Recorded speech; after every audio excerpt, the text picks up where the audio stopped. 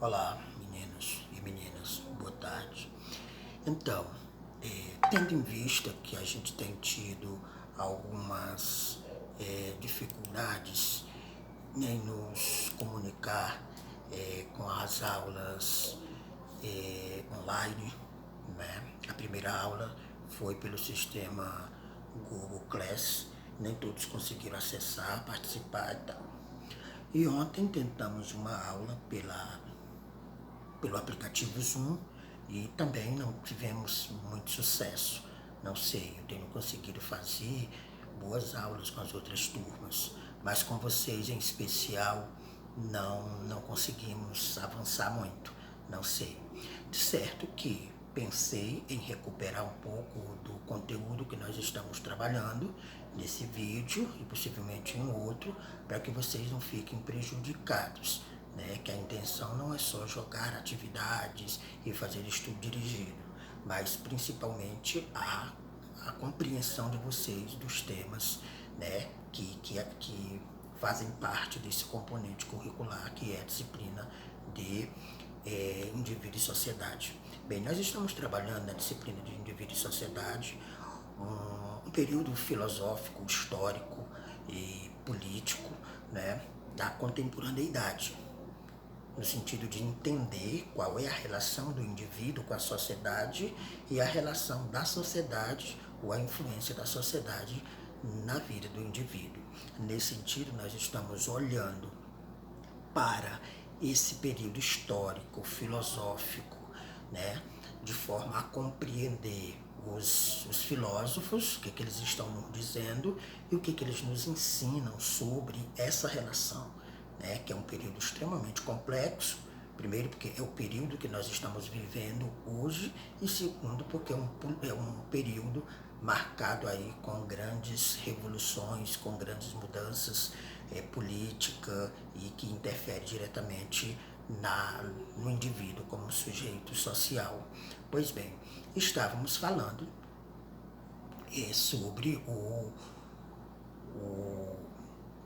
o período, né, considerado o período filosófico contemporâneo a partir do século XIX, na forma da gente organizar o estudo melhor desse conteúdo.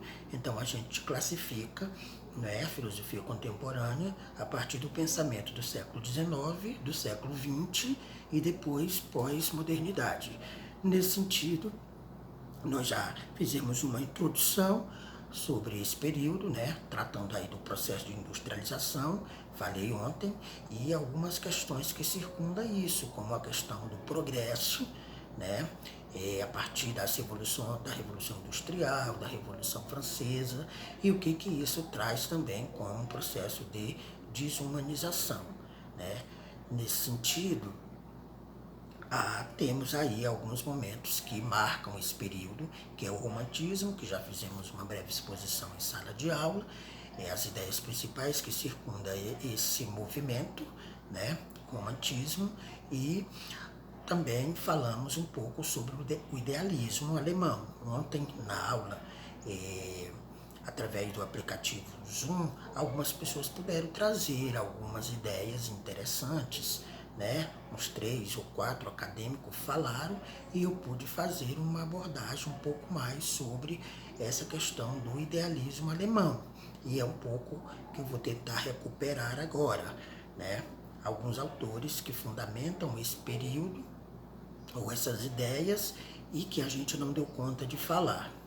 Um outro momento que a gente começou a falar também naquela primeira aula a partir do Google Classroom, foi a questão do positivismo, né, de Comte. Então, o positivismo também é um conteúdo que eu preciso dar uma recuperada, né? E o último momento é o momento do materialismo, que nós ainda não entramos. Aí cabe um momento exclusivamente para isso. Mas o objetivo do vídeo aqui é tentar recuperar algumas ideias que ficaram meio soltas, né? Tanto do positivismo, que ainda vamos ter a oportunidade de falar, né, na aula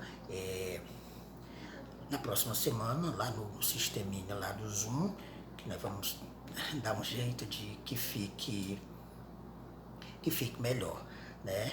Pois bem, em relação ao idealismo, né, algumas ideias já foram destacadas aí, e penso que 2 autores foram bem trabalhados, né, na apresentação das meninas e a partir das minhas intervenções, que foi exatamente Fichte e Schelling, né? Eles trabalham princípios unificadores. O Fichte vai trabalhar a ideia, né, de que a consciência é o princípio criador de toda a realidade, né?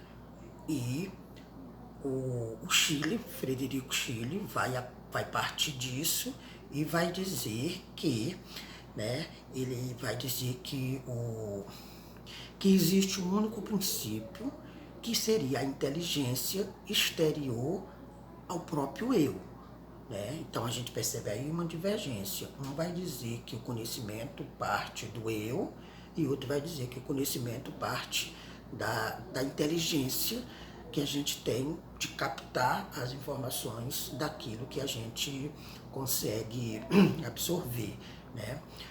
E aí o que eu quero destacar mesmo é o pensamento de Hegel, né, que também foi um pouquinho comentado ontem, me parece que Luzia falou, um pouco do pensamento do Hegel e o pensamento do Schopenhauer e do Kierkegaard. São 2 filósofos extremamente importantes para a gente entender.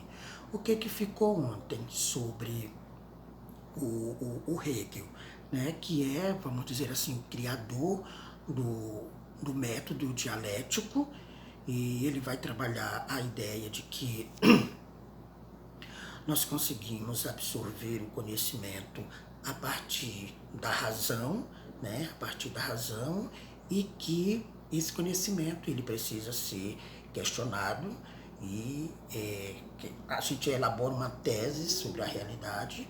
Essa tese precisa ser questionada, né, uma antitese, e a partir dessa antitese a gente vai gerar um outro conhecimento que é a síntese. Então esse é o processo dialético segundo o Hegel. Porém, Hegel terá os seus discípulos divididos em neo-hegelianos, ou novos hegelianos, de direita e de esquerda, que vai dar aí propagação para depois se desenvolver outras correntes filosóficas que a gente vai conhecer à frente, né? Então, o Hegel vai trabalhar essa ideia de contradição, né, do constante movimento das ideias, né, dessa relação entre a filosofia e a história, dizendo que a realidade é um movimento concreto, real, e precisa ser levado em consideração. Por isso ela precisa ser analisada dessa forma, né, de tese, antitese e sintese. Então ele vai trabalhar um pouco essas ideias, né? E aí ele vai trabalhar também a ideia vai reconhecer a liberdade, né, do indivíduo como algo fundamental para desenvolver o pensamento. Aí ele vai trabalhar 3 momentos do espírito: o espírito subjetivo, né, que se refere ao indivíduo e à consciência individual que cada um tem na busca do conhecimento; o espírito objetivo, que se refere a instituições e costumes historicamente produzidos pelos homens, né? E o espírito absoluto, que se manifesta na arte, na religião, na filosofia, como um princípio que se compreende a si mesmo, né? Ou seja, a história para Hegel é o desenvolvimento do espírito objetivo, né? O espírito objetivo é a relação da liberdade na sociedade e se manifesta no direito, na moralidade, né, na eticidade, englobando aí as instituições sociais, a família, a sociedade, o Estado, a igreja, enfim. E o Estado político é o momento mais elevado do espírito objetivo, de modo que o indivíduo só existe como membro do Estado, como afirma o filósofo em Princípios da Filosofia do Direito, é um livro dele. Então ele vai dizer que o indivíduo só alcança um nível de conhecimento, de objetividade desse espírito quando ele consegue compreender, do ponto de vista político, o funcionamento da sociedade, né? Quando ele consegue desenvolver o que Marx vai chamar de consciência de classe, quando ele consegue perceber quem é ele mesmo nessas relações sociais que ele está imerso, né? Então, de modo geral, esse é o pensamento do Hegel, que será contestado. Hegel será contestado por outros filósofos que o seguirá, né? Nessa linha de pensamento, mas eles seguem, mas alguns vão discordar dele. Haverá um grupo de filósofos, os neo-hegelianos, os novos hegelianos, que vão concordar com Hegel, e haverá um grupo de filósofos neo-hegelianos ou novos hegelianos que irão discordar de Hegel, e a partir daí tem a possibilidade de produzir, né, outras ideias. Trataremos disso no próximo vídeo. Esse vídeo aqui era mais para retomar um pouco, né, do que ficou quebrado ontem, principalmente destacando a importância de Hegel para a filosofia, certo? Inclusive vai influenciar em Marx e outros que irão contestar ou concordar com ele, ok? Continuaremos no próximo vídeo.